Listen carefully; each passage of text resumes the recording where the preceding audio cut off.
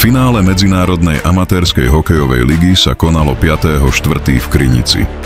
Finálová dvojica, ktorá si zabezpečila postup aj do slovensko-poľského Supercupu, ktoré sa bude konať hneď budúci týždeň v Bardejove. Finále ako remeň HK Lyon Svidník versus HK Partizán Bardejov. Pri mikrofóne štúdia Mahol máme riaditeľku Medzinárodnej amatérskej hokejovej ligy pani Janku Micenkovú. Pani riaditeľka, finálový deň a spoznáme víťaza. Čo k tejto sezóne? Tak ja sa teším, že dneska završíme sezónu 24-25, spoznáme víťaza, verím, že vyhrá ten najlepší. No musím skonštatovať, že víťazmi sme všetci, lebo to, že sa nám podarilo vytvoriť jednu veľkú hokejovú komunitu, ktorá spája amatérskych hokejistov bez ohľadu na vek a výkon, podľa mňa to je najdôležitejšie. Dôležité je aj, že počas 2 sezón tu vznikla veľká rodinná atmosféra, takže sme jedna veľká hokejová rodina a podľa mňa všetci účastníci, ako aj organizačný tím sa tešíme na každý jeden zápas, na každé jedno kolo. Finálový deň priniesol aj viacero noviniek, máme tu úplne nové štúdio, videl som tam pripravené krásne ceny a z logistickej stránky, aké boli prípravy na dnešný deň? Tak prípravy na všetkom, čo je náročné, samozrejme sú tiež náročné, ale logistika bola, keďže sme dobrý tím organizačný, takže všetko išlo hladko, ja sa veľmi teším a verím, že dnešný deň a dnešný finále vypálí najlepšie ako vie. Musím povedať, že ako minulá aj táto sezóna ukázala nám, že táto liga nie je len o hokeji, nie je len o góloch a víťazstvách, ale hlavne je o dobrých partiách, o priateľstvách a to ma asi teší najviac na tom. Ďakujem veľmi pekne a prajeme samozrejme veľa úspechov.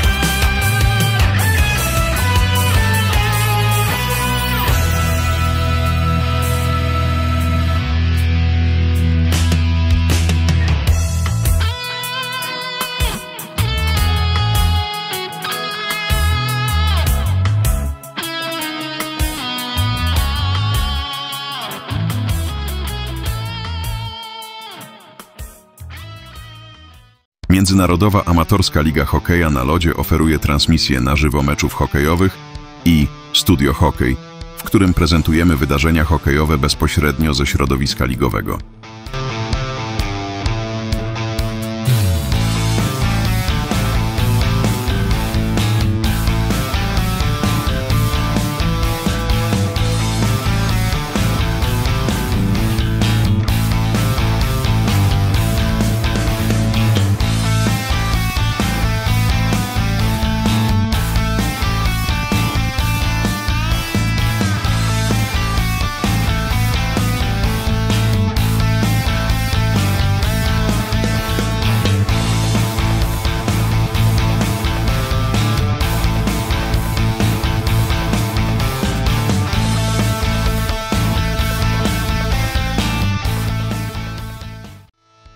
Vážení športoví priatelia, aj touto cestou chceme poďakovať vám, športovým nadšencom, mužstvám pôsobiace v Medzinárodnej amatérskej hokejovej lige, ale predovšetkým našim partnerom, ktorým chceme poďakovať za prejavenú dôveru a hlavne podporu pri realizovaní tejto ligy.